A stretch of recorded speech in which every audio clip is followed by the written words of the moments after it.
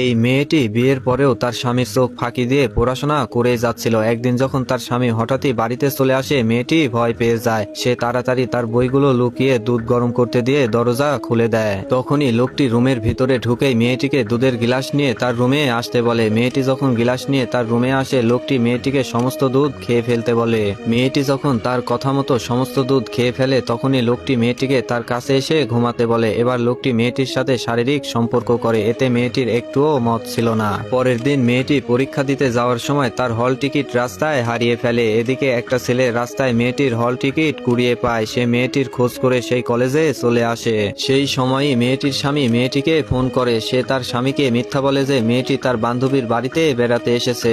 তখনই মেয়েটি দেখতে পায় একটা ছেলে তার হল টিকিট নিয়ে দাঁড়িয়ে আছে। সময় মতো মেয়েটির হল টিকিট ফিরিয়ে দেওয়ার জন্য সে ছেলেটিকে জড়িয়ে ধরে। এর কারণেই ছেলেটি মেয়েটির প্রেমে পড়ে যায়। রাতে যখন মেয়েটা একা বসে টিভি দেখছিল, সেই সময় ছেলেটা একটা এসএমএস দেয়। মেয়েটা এসএমএস দেখার পরেও কোনো কিছু মনে না করে তার ফোনটা সেখানেই রেখে দেয়। পরের দিন সকালে ঘুম থেকে উঠেই মেয়েটা যখন তার ফোনটা হাতে নেয়, দেখে ছেলেটা তাকে আবারও এসএমএস করেছে। এবার মেয়েটা তার এসএমএস দেখে খুশি হয়ে যায় আর ছেলেটার এসএমএস এর রিপ্লাই দেয়। এভাবে ধীরে ধীরে তাদের ভিতরে নতুন সম্পর্ক তৈরি হয়ে যায়। তারা দুজনে সবসময় ভিডিও কলে কথা বলেই যেত।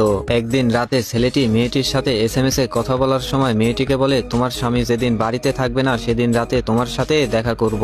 মেয়েটা তার এসএমএস এর রিপ্লাই না দিয়ে গোসল করতে যায়। তখনই তার স্বামী ফোন করে। সে মেয়েটাকে বলে, আজকে রাতে আমার বাড়ি ফিরতে দেরি হবে, তুমি তাড়াতাড়ি ঘুমিয়ে পড়ো। এই কথা শুনে মেয়েটা তার বয়ফ্রেন্ডকে বাড়িতে নিয়ে আসে। তারা যখন বসে রুমের ভিতরে তাদের রোমান্টিক সময় কাটাচ্ছিল, তখনই মেয়েটার স্বামী ফোন করে। সে মেয়েটাকে বলে 10টার মধ্যে বাড়িতে চলে আসবে। তার এই কথা শুনে মেয়েটি ভেবেছিল হয়তো সকাল 10টা। মেয়েটা তার বয়ফ্রেন্ডকে বলে, তুমি ইচ্ছা করলে সকাল পর্যন্ত এখানেই থাকতে পারবে। তখনই কলিং বেল বেজে ওঠে। মেয়েটি ভয় পেয়ে যায়। সে ছেলেটিকে টয়লেটের ভিতরে লুকিয়ে থাকতে বলে। ছেলেটা যখন লুকিয়ে পড়ে, মেয়েটা তাড়াতাড়ি গিয়ে রুমের দরজা খুলে দেয়। লোকটি ভিতরে ঢুকতেই মেয়েটা তাকে বলে, আমি ঘুমিয়ে গিয়েছিলাম, তাই দরজাটা খুলতে দেরি হয়ে গিয়েছে। এবার ছেলেটা কি পারবে এখান থেকে বের হতে? বন্ধুরা, আজকের ভিডিওটা এই পর্যন্তই। পার্ট 2 দেখার জন্য